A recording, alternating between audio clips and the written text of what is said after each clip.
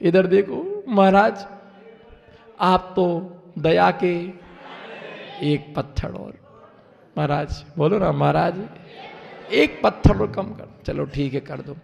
जैसे ही और ऊपर चलते हैं तो अब तो बिल्कुल पैरों ने जवाब दे दिया है। महाराज महाराज बोलो ना महाराज, एक पत्थर और। बोलो महाराज, एक पत्थर और। चलो ठीक है शिष्य, एक पत्थर और कर दिया। कितने बचे? अब जैसे ही चलते चलते चलते कंठ सूखने लगा। महाराज प्यास बहुत लग रही है, आप तो क्षमा के सागर हैं, एक पत्थर और कम कर दो। चलो ठीक है, एक पत्थर और कम कर दो। जैसे जैसे चढ़ता जा रहा,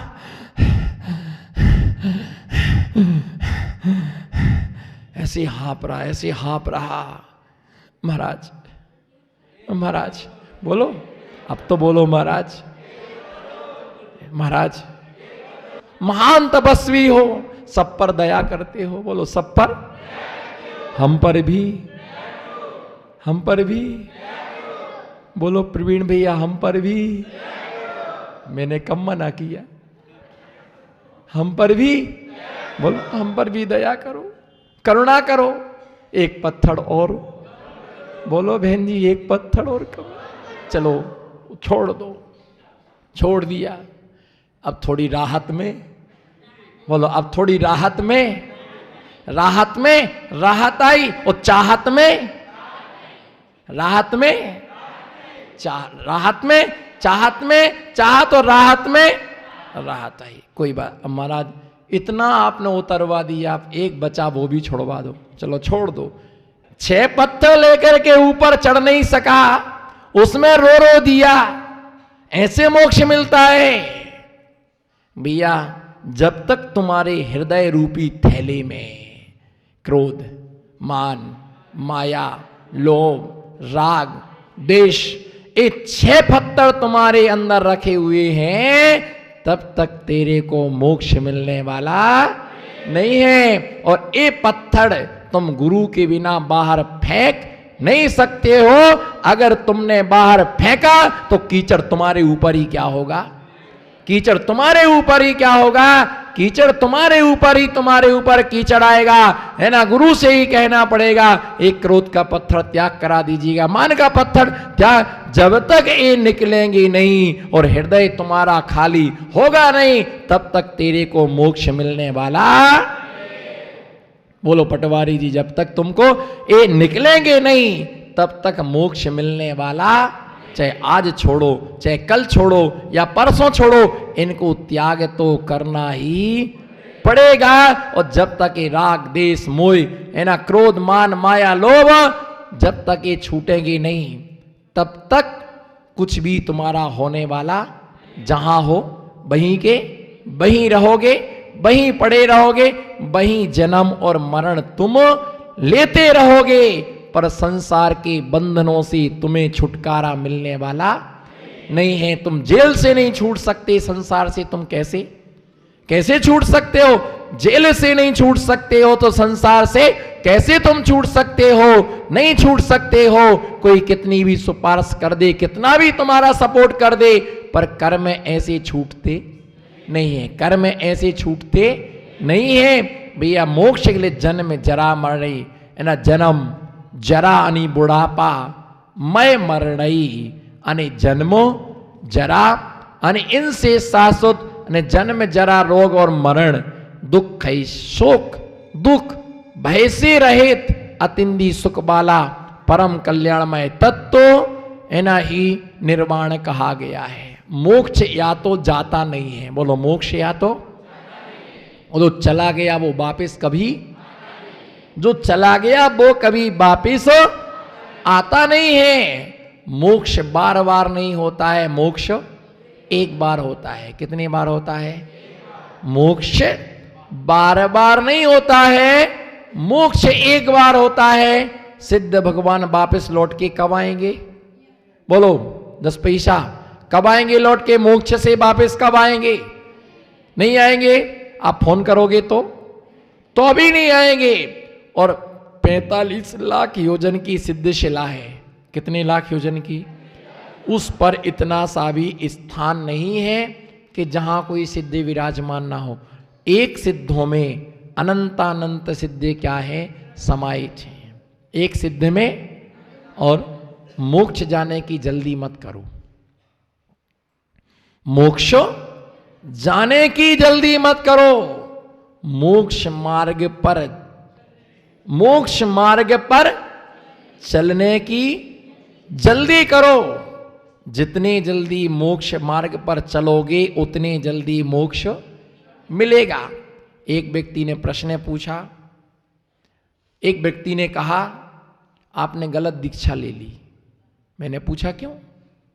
उसने कहा कि आपको दीक्षा नहीं लेना थी। मैंने कहा क्यों? बोले पंचम काल में मोक्ष नहीं है। क्या नहीं है? पंचम काल में मोक्ष नहीं है।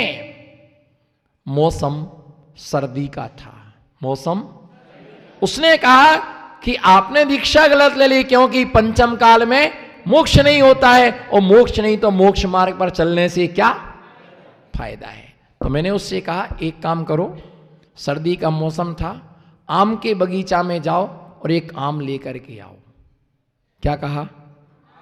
आम के बगीचा में जाओ और एक, बोलो ना चेयरमैन साहब,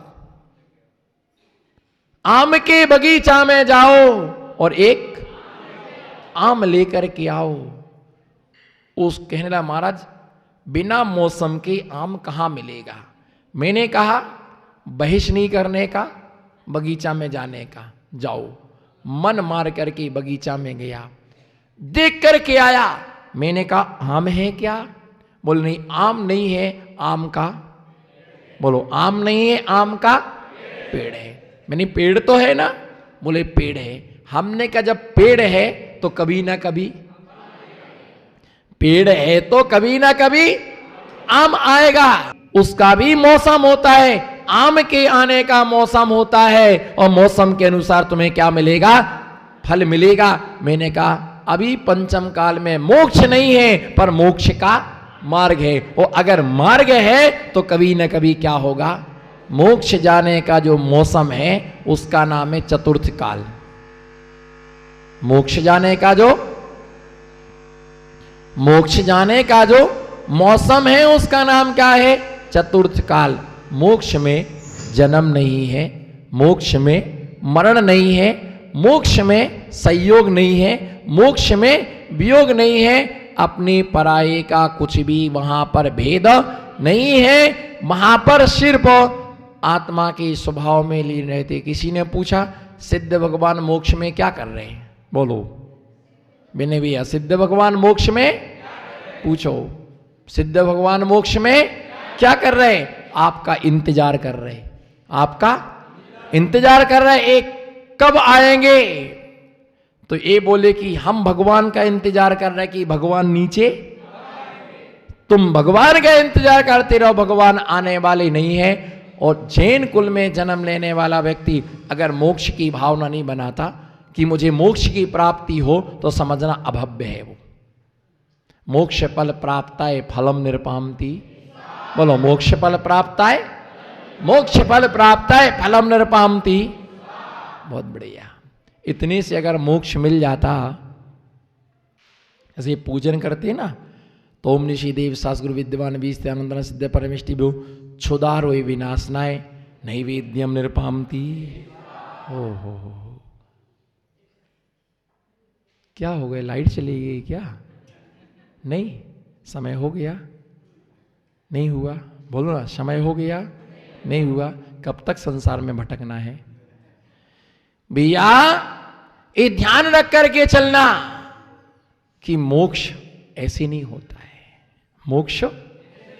मोक्ष ऐसे नहीं होता है। मोक्ष मार्ग पर चले बिना मोक्ष की कभी भी प्राप्ति नहीं होती है। मोक्ष मार्ग पर चलना ही पड़ेगा। आज चलो, कब तक विचार करोगे? शक्ति नहीं है। और भगवान कभी आती नहीं है, तुम्हें ही ऊपर जाना पड़ेगा। भगवान कभी नीचे नहीं आएंगे। भगवान के अंदर तुम्हें समाहित होना पड़ेगा। जैन वहाँ बोलते ओमनी देव सब विद्यमान भी स्थान सिद्ध परमिष्टि वो क्षुदारो विनाशनाय नैवेद्यम निरपामती। हे भगवान मेरी क्षुदा का नाश हो। बोलो मेरी क्षुदा का नाश हो। कई बार मेरे ऐसे मन में भाव आते कि आप लोगों के इतने उत्कृष्ट भाव हैं। बोलो क्षुदारो विनाशनाय नैवेद्यम निरपामती। कोई ऐसी दवाई बताओ कि जिससे, चलो क्षुदारो मेरी क्षुदा का नाश हो, मुझे कभी भूख ना लगे। कम से कम इतना तो बोलो ओमनिसी देव शास्त्र विद्यमान भी स्थितंकरेभ्यो अनंतानंद सिद्ध परमिष्टिभ्यो रात्रि भोजन विनाशनाय नैवेद्यम निरपामती।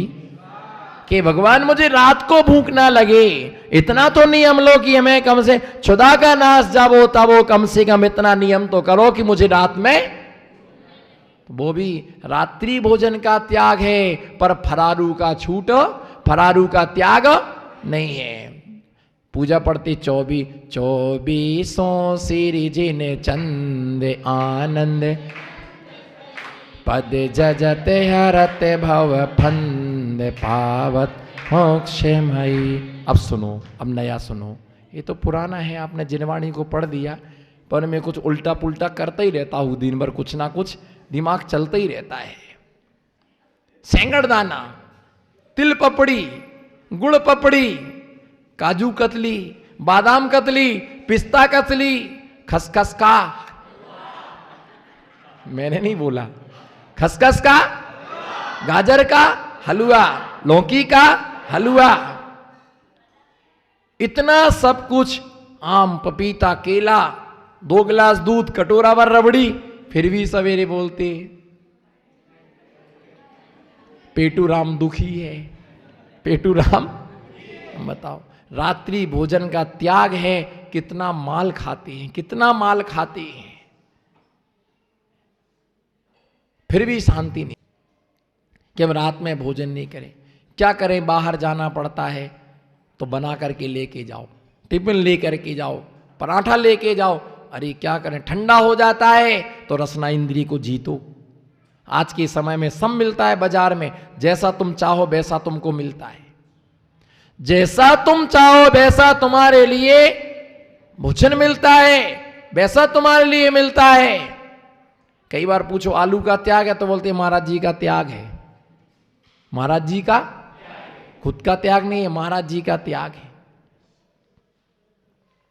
भैया ध्यान रख के चलना कि ऐसा जो मोक्ष जो है वह मोक्ष कर्म के नाश से होता है, समस्त प्रकार के भय दुखों से रहित ऐसा अविचल मोक्ष जाने वाला जीव कभी वापस नहीं आता। जीवन में भावना ये रखना कि मोक्ष की प्राप्ति हो, पर वस्त्र पहने पहने मोक्ष नहीं मिलता है, कपड़े पहने पहने मोक्ष नहीं मिलता है, कपड़े पहनने वालों को मोक्ष नहीं मिलता है, 25वां कोई तीर्थंकर नहीं होता है, मच्छर किसी तीर्थंकर का चिन्ह नहीं होता है। क्या 25वां तीर्थंकर नहीं होता है और मच्छर किसी तीर्थंकर का चिन्ह नहीं। माता ने ना देखे 16 सपने, बोलो माता ने ना देखे 16 सपने, रत्नों की भी हुई ना वृष्टि, और तीर्थंकर का जन्म हो गया, मोहल्ला भर में हुई ना चर्चा।